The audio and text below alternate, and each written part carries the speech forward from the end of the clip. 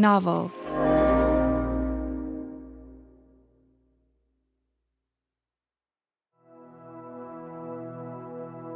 There's a particular performance Caty Szeto can't get out of her mind. The location? A festival, Coachella. Caty is a pop star, more specifically, a K-pop star. I'm a solo artist. I am on the main stage. I'm standing backstage. I'm a little bit nervous. I'll always forever be just a little bit nervous every time I go on stage. I step out onto the stage. I hear cheering and I hear conversations, but they're all muffled. I hear the instructions coming through my earpiece. Testing music, testing everything, get into position. The atmosphere is very high. The roaring of the crowd begins to mix with some unmistakable beats. My very first song that went viral. Caty emerges, singing and dancing in front of thousands of her fans. And the next 30 minutes are a flurry. Costume reveals. Quite a few outfit changes on stage. Backup dancers.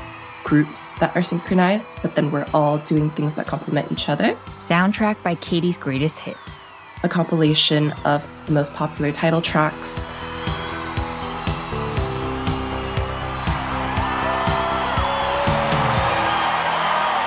As the concert finishes, the crowd is in raptures. I finished the last song of the concert, and then I've gone backstage. People are kind of expecting an encore.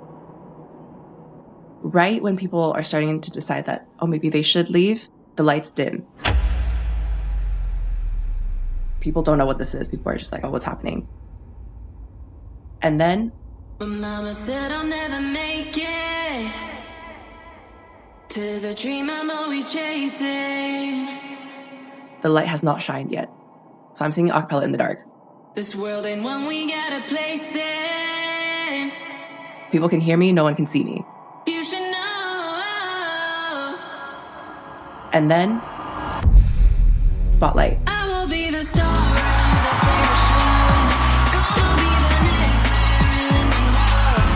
I will reach the top, and till then I won't stop, and I'll do it on my own. And then people see me on kind of like a hot air balloon, and it floats like onto the stage from like where the audience is.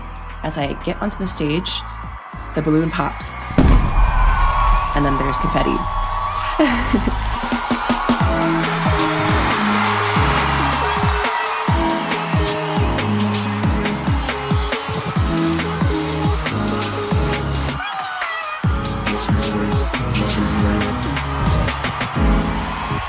Caty basks in the love of her fans, feeds on it all like a plant leaning towards the sunlight.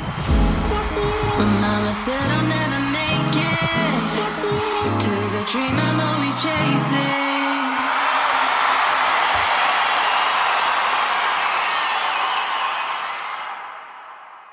But, to use the most reviled of all literary techniques, this is simply a dream.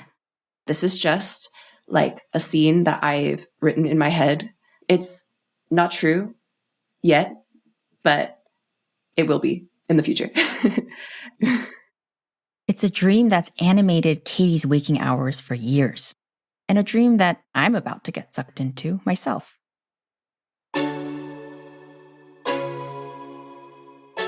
My name is Haeryun Kang. I'm a journalist in Seoul, South Korea. I've been writing stories about K-pop for many years, and I've filed for outlets like NPR, Rolling Stone, and The Washington Post. I don't identify as a fan anymore, but K-pop was the resounding music of my childhood. In the late 90s, girl groups like Pinkle and SES filled the Spice Girls-sized hole in my heart, and I'd rap very badly to G.O.D. lyrics, alone in my bedroom. I was obsessed with a girl group, Pinkle. I had pencil cases and posters with Pinkle members' faces. I wrote letters to friends on Pinkle writing pads. And the internet was just beginning to be a thing, so I'd go on these janky fan websites where SCS and Pinkle fans were fighting against each other. And I'd write, "Why can't we all get along?" And other fans would laugh at me. How could I be such a naive pacifist in the battle for K-pop supremacy? Since then, K-pop has gone on to become a Goliath. It's a multi-billion-dollar industry with ultra-talented, high-gloss stars and legions of fans all over the world. There's 90s boy bands like H.O.T., the first K-pop idol group who traversed hip-hop to bubblegum pop with their iconic K-pop tune, Candy.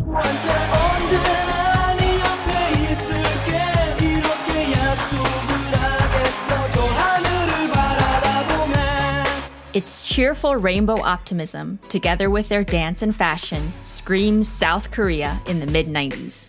There's also Wonder Girls, one of the biggest female idol groups of the 2010s and the first Korean act to enter the Billboard charts, with songs like Nobody, a subdued yet poppy dance track.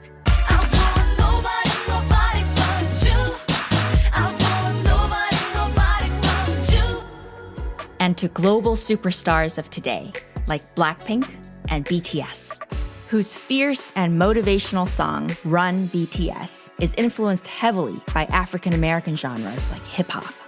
The lyrics of the song chart BTS's journey from their humble beginnings as aspiring idols to becoming global superstars. Okay, let's go. 내가 맞았어. 너는 동에 비가 새던 작업 싫었어. 가스투를 까매신 사랑이나 하메라 재밌던 것만 성공하면 다들 뒤져서 방탄의 성공 이유나도 몰라도 잠시 어디서 우리들이 모두 새빠진 게 다른 거지 뭐라던 달린 거지 답은 여기서. These chart-topping bands make K-pop a household name all over the world. The genre's success has been stratospheric, but it's a complex world that can be both tumultuous and beautiful, that feeds on the dreams and desires of so many people around the globe. Like Caty. The hopes of people like her have spawned a booming industry, K-pop academies. They're where people pay to learn how to become an idol.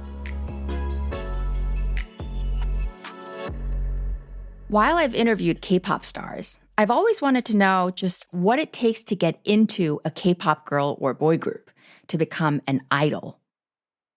I wanted to understand the hold that this dream has on the imagination of so many young people, not just in Korea, but around the world, and the extraordinary lengths people will go to try and succeed in the industry.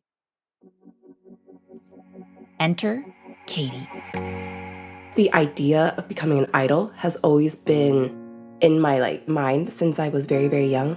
I'm following Caty because she's about to fly across the world to enroll as a student at a K-pop academy in Seoul. Over the next 3 months, she'll receive rigorous training from prestigious singing and dancing instructors. 1, 2, 3, and 4, and 5, 6, 7, 8. Meet K-pop idols, This is Black Swan's main vocal, Envy. Nice to meet you. while riding the emotional roller coaster of an idol wannabe. I'm very stressed right now. It always feels like I don't have enough time. What? I'm first? I love this rap song. All I need is one person to think I have something. All I need is one person to believe in me. Caty's ultimate goal is to be signed by an entertainment agency. This is so important to me. If I don't put in all that I can, I'll regret it for the rest of my life.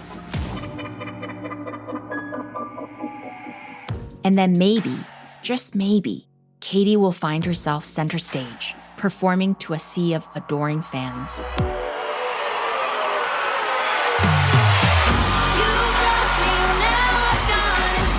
From Novel and USG Audio, this is Mission K-pop.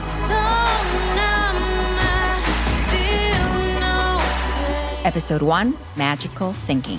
You think I'm powerless to try, but I'll wear my scars like wings to fly. I bet you're wondering how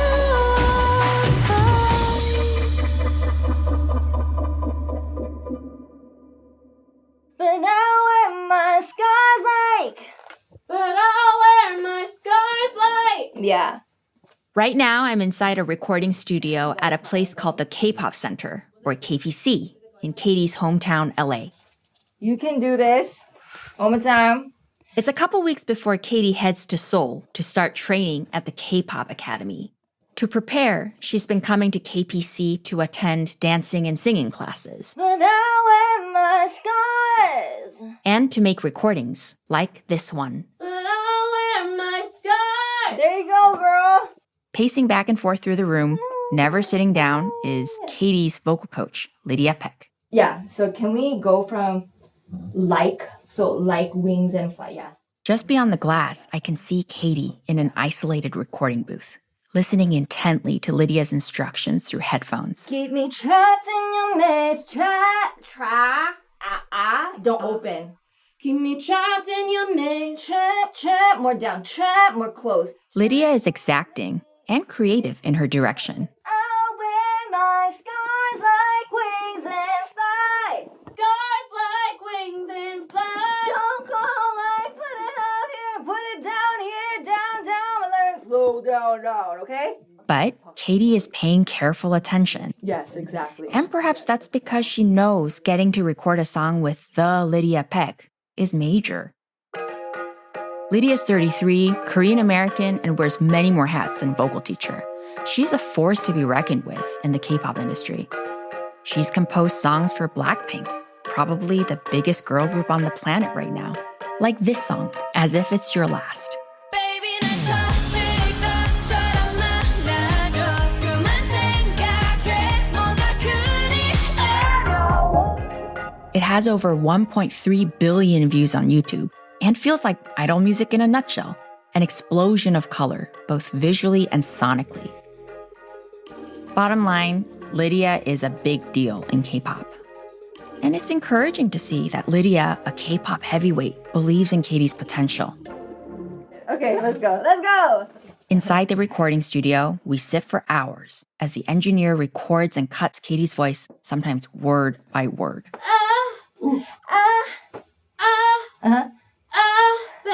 There you go. Okay. The repetition doesn't seem to faze Katy. She never gives up, never pauses. Wicked in the brain. Wicked in the brain. There you go. I see in this moment her dedication, the kind of dedication that gives you a real shot at becoming an idol. You think I'm powerless to try. I'll wear my scars like wings and fly. Almost there. The transitions. This original song, co-written by Lydia and Katy, is called Scars Like Wings. They've tailored it to showcase Katy's vocal strengths and songwriting chops at K-pop auditions. The song is also written for our podcast. We asked them to write it because paying for the rights to use a full song from, say, BTS would blow our entire production budget. After 4 hours, Katy and Lydia reached the finish line. Because in effect, never needed you then. Gave my all, got nothing left. Okay. Nice. I know the range that I can sing like this comfortably is very small right now. You'll get it. We'll figure it out together. I know a lot of my weaknesses when it comes to vocals comes with like mental blocks, because there's this like sense of like insecurity that translates into the singing. There are notes that I've hit before, but I've always hit those on accident, and so I can't necessarily do them on purpose. This is a major concern for sure. KPC has been like a warm nest nurturing Katy's K-pop dream before she plunges into the unknown and puts her skills to the test. I'm sure a lot of people around me have had their worries and have their concerns about the path that I've chosen to take, but I've also had a lot of encouragement, the fact that I can have a dream and really commit to do what it takes to make it happen, whether that be moving to a different country, learning a whole new language, or just spending hours and hours kind of dedicating practice to this craft. And so I think going to Seoul kind of means that courage for me, and it means that weight of staying true to myself and staying true to my dreams. But, of course, easier said than done. Realizing the idol dream sometimes feels like a game. You level up, and there are new tests to pass at every stage. Your avatar, a young K-pop wannabe. You love the music, you have talent, but you need to press the right button to start the game. Ever thought about becoming a K-pop idol? I'm sure in your wildest dreams, you have. Enter a K-pop training academy. Level 1. You will learn and grow. Simple. There are loads of these academies, almost prep schools. Companies wanting to cash in on the K-pop ambition. Is it really the golden ticket into the K-pop industry or just a marketing gimmick? There's loads of different pop music in Korea. But in this podcast, when we say K-pop, we're talking about idols, soloists, girl groups, boy groups. At these academies, you'll learn the skills you need to become a K-pop idol. Programs range from weeks to months, and you can even choose to train for longer than a year, as long as you pay. These academies now dot the globe, but the epicenter of the academy industry is South Korea's capital, Seoul. Your curriculum might consist of vocal, dance, and language lessons, as well as makeup, styling, and fitness classes. That's because being the perfect idol is like being a Swiss Army knife of performing abilities. Does this really work? Yes. If you're at the bottom of the supply chain, like Caty, this is how you get your foot in the door. Pay the tuition, enroll in the classes, get good grades. Each week, students from the academies get a shot to audition for the big K-pop entertainment companies, scouting the next hot talent. Agencies like SM Entertainment, YG, or Hybe. That is the chance for a real level up. Each company kind of has their own character that they're looking for. YG has like a hip hop kind of vibe. SM has this more like classy, kind of like feminine vibe. They're looking for a very specific person. The odds seem almost impossible. Sometimes only 1 in 10,000 hopefuls will pass an audition. If you're one of the lucky ones to pass and get accepted into one of these companies, now you've reached level 2, where you get to, wait for it, train more. Congrats, you're a trainee. There's no guarantee of becoming an actual idol, but get ready to hone your singing and dancing abilities even further.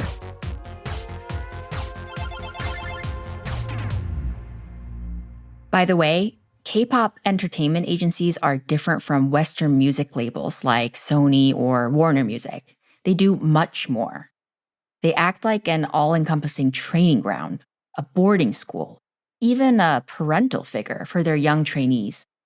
As much as people talk about K-pop, the music genre, there's a lot more interest in K-pop, the music business model. That's longtime Korean music producer Bernie Cho.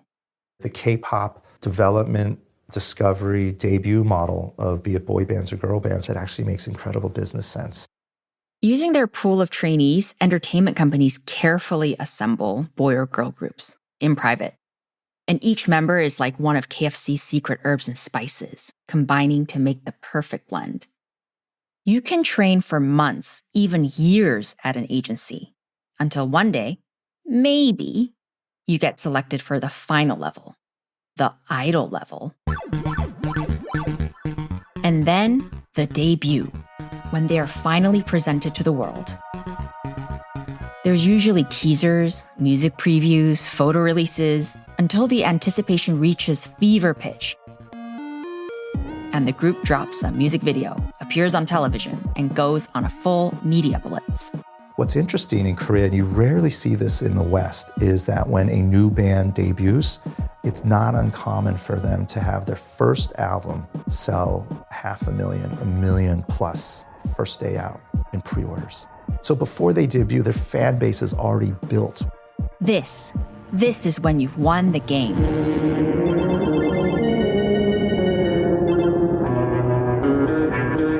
Well, kind of. Dozens of idol groups debut every year, and only a handful appear on TV, and an even tinier number of groups become popular. Ultimately, passing all the levels and achieving long-term success is a long, long shot. And Caty, she's way back at level 1.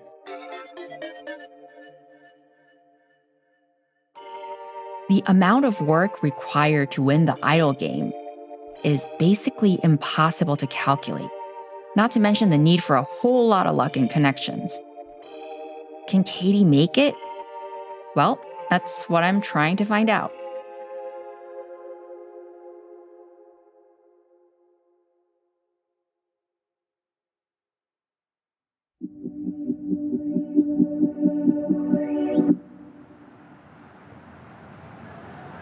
I just arrived in front of Caty's house in LA, where she lives with her parents. It's in a quiet residential neighborhood in San Marino, LA County. Walking up to her house now.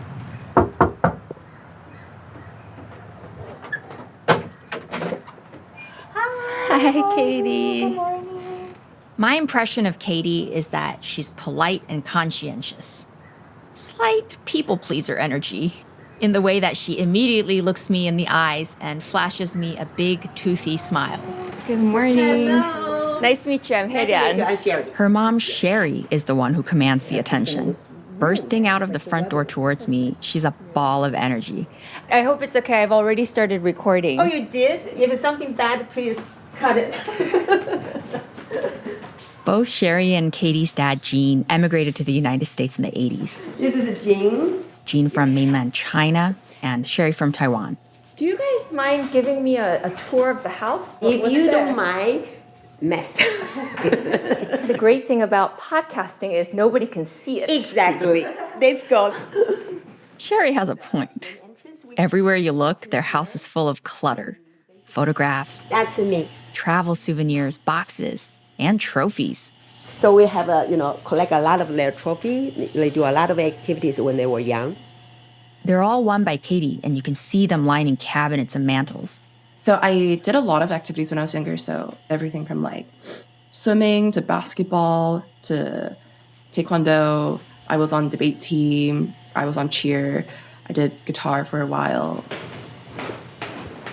We finished the house tour in Caty's bedroom. It's spacious, painted purple, with a wall of full-length mirrors for Caty's dance practice. Here, we sit down to talk. Let's start from the beginning. I grew up wanting to be like Britney Spears, Beyonce. They were definitely like my biggest inspirations. This was the early 2010s. Being a pop star meant dazzling outfits, high-concept music videos, and show-stoppingly intricate dance routines. Caty wanted that career for herself. I used to listen to a lot of like mainstream pop. Lady Gaga, like Nicki Minaj. My dad listens to a lot of like country music. So I would occasionally also just like indirectly listen to that a lot too. And then I watched K-pop music videos and I was just like, oh.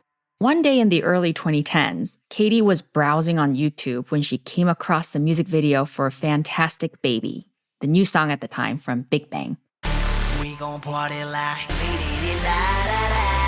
I had never really seen anything like it before.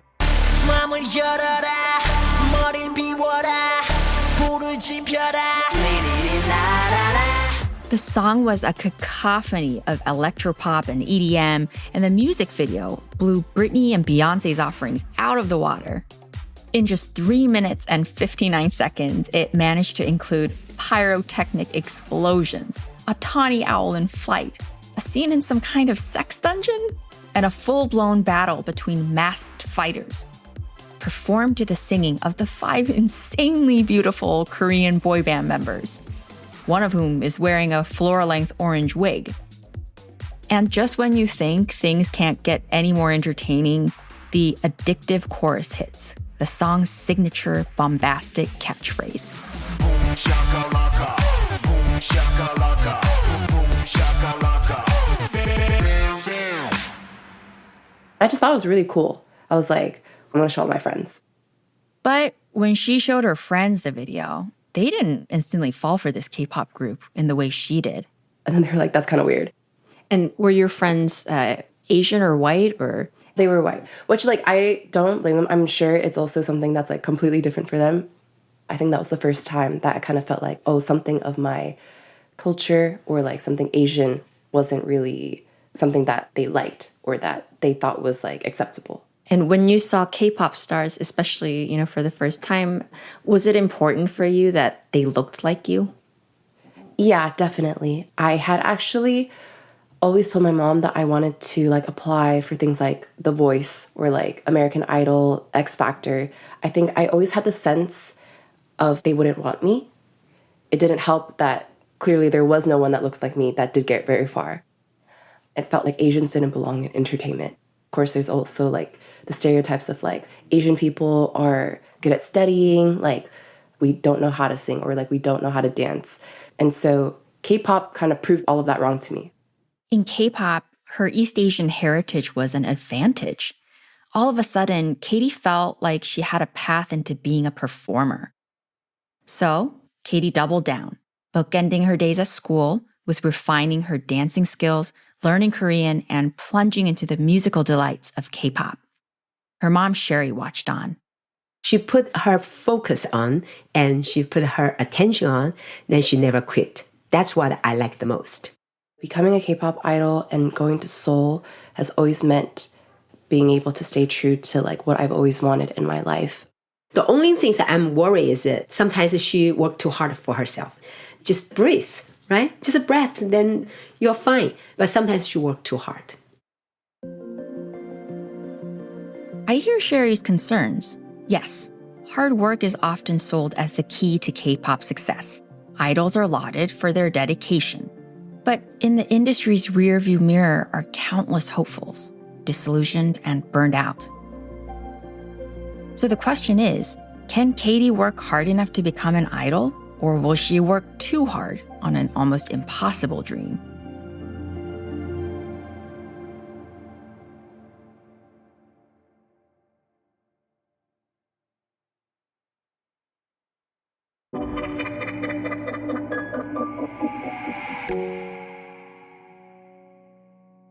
When Caty was a teenager, being a K-pop idol became her pie-in-the-sky dream.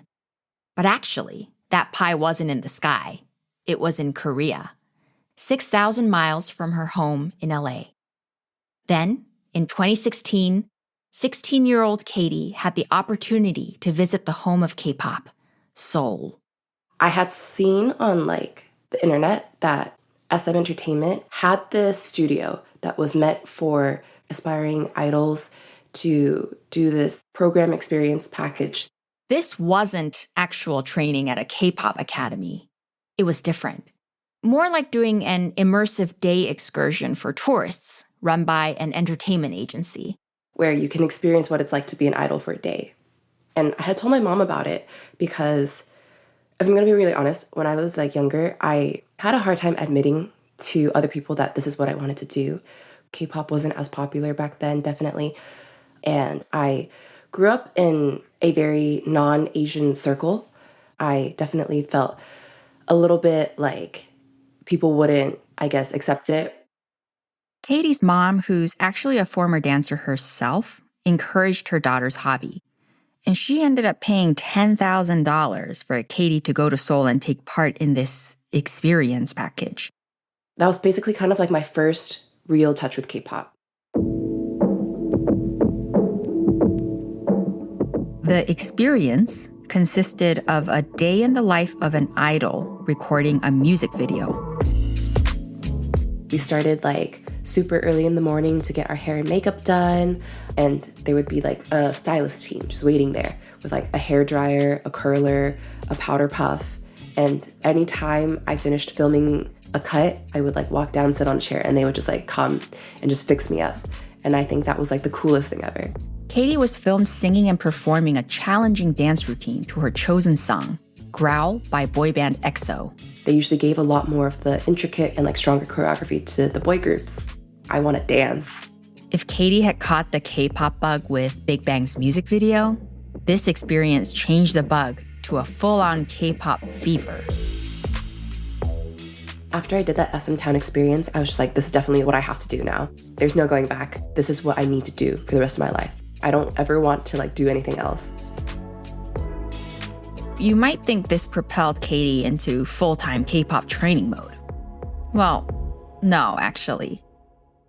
Sherry was happy to pay for Caty to experience the day package at SM, but she wanted Caty to pursue education first, before K-pop.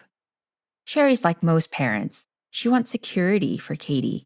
And K-pop stardom is many things, but it's definitely not secure. As a parent, we want our kids to do good in school, find a better job, then have a financial stable, then you can support your own interest or passion.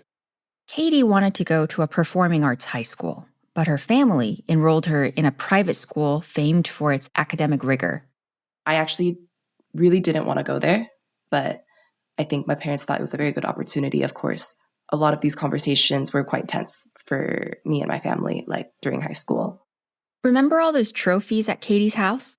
Well, all those activities were aimed at crafting the perfect college application. Caty's parents wanted the best for her, to cheer, debate, and swim her way into a prestigious school and eventually a steady career. I was very unhappy doing a lot of stuff growing up. I knew that it would be very hard to continue living like that. I just kind of felt like there was no purpose. Oh, I'm doing all of this to live a life that someone else wants, or live a life that people in society say that like I should live. But if it's not a life that I'm fulfilled and I'm not happy living, then kind of like, what's the point? So after graduating from college and at the risk of disappointing her parents, Caty enrolled at the K-pop Center in LA, putting aside all other career options. Now she's taking it to the next level. Her first classes at an academy in Seoul start in 14 days. I was just really done like doing what other people were telling me to do. I really wanted to do this for myself, and I really wanted to try, because I knew if I didn't try, I would spend the rest of my life regretting. The way that I had already started regretting not doing what I wanted to do earlier on. I have one last conversation with Caty in LA before she boards a plane for Korea. She seems elated. I am excited for where this will take me, and I'm just trying to go in with like an open mind. I just want to really focus on like making the most of this opportunity that I have in front of me right now. It's strange to think that the next time we see each other will be in Incheon Airport. I can already envision the difference in like background noise the next time that we meet. Cut to Incheon Airport. Today's a really busy day. It's about 7 in the evening. It's October 1st, and I'm standing under the futuristic skylights of Korea's largest airport, where any minute, Caty will emerge from the wide white doors marking arrivals. So I wonder how she's going to experience the upcoming months where she's in an environment where people will be constantly judging her. You know, she'll be judged for her failures, her successes, her anxieties, her insecurities, her age, her weight, her singing ability, her dancing ability, what have you. And in the middle of my ramble, Caty suddenly bursts through the doors. hey, how are you? Hey. It's been like 2 weeks? I think so, yeah. It feels like a really long time, but I know it wasn't that long ago. Yeah. And then Caty spies the taxi driver holding up a sign for her. Big black letters, Caty Szeto. It was like super cool to like have a name card waiting for me for the first time. Makes me feel like a celebrity. It's only the beginning. Caty's all smiles. I'm feeling the excitement of her journey too, just beginning, sparkling all around us. I'm curious if Caty shared with anyone on the flight why she was heading to Seoul. It was like a full flight, and I was talking to this lady while I was in line, and she's also a reporter. And then, just like a movie, someone wanders into the scene. The very reporter Caty met on the plane, a journalist who also knows a bit about the K-pop scene. Caty waves her over. This is Sue. This is the reporter that I met on the plane. Hi. Are you guys all in the same program? Yeah. So I'm actually like doing a series, and so they're like working on the series with me. And Caty's one of the main characters. Okay, What's that's cool. the name of the academy you're going to? It's called K-pop Art School. K-pop Art School in Hongdae? Yeah. A confused look crosses Sue's face. Can I ask something that's like probably a little bit rude? Oh yeah, that's fine. That's fine. Yeah. Is 23 a little bit on the older side to be a trainee? Her words hang in the air. Aren't you a little old to be a trainee? You might think Caty at 23 is young, but in the world of K-pop, is she? It reminds me that all 4 Blackpink members became trainees in their early teens. Now I'm wondering, how late is Caty to the game? I heard it was getting younger and younger, like 11-year-olds, 10-year-olds. I know it's like generally companies do look for younger kids. As she answers, Caty looks kind of flustered. Especially if like they need to be trained. I think for me it's like a different case because I've been like The words keep tumbling out as she searches for an answer. for like people that are considered kind of like debut ready or like at a level enough where they can debut right away. 23 is still not too bad. I heard people up to like 25 have been able to like pass. Yeah. After this conversation, Sue has to go. Okay. All right. Bye. Caty brushes off the sting from this awkward moment. After all, she has her first days at the academy to think about. We're walking to the taxi right now. Dragging her shiny pink suitcase, Caty struts out of the airport. Her long black hair is bouncing behind her as she heads toward our pre-booked cab.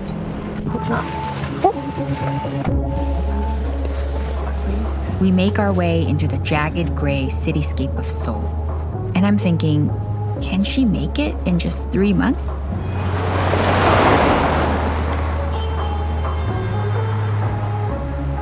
Well, that's what's coming up on Mission K-pop.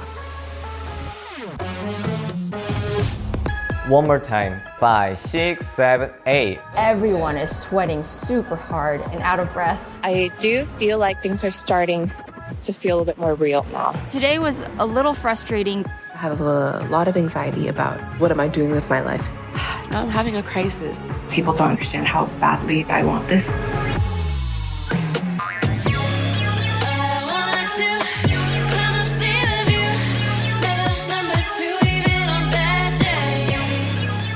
Mission K-pop is produced by Novel for USG Audio. It's hosted, reported, and written by me, Haeryun Kang. Reporting and fact-checking by Keith Kunyong Pak. The producers and writers are Elena Biggs and Saskia Collette. Zayana Yusuf is our researcher. The editor is Georgia Moody.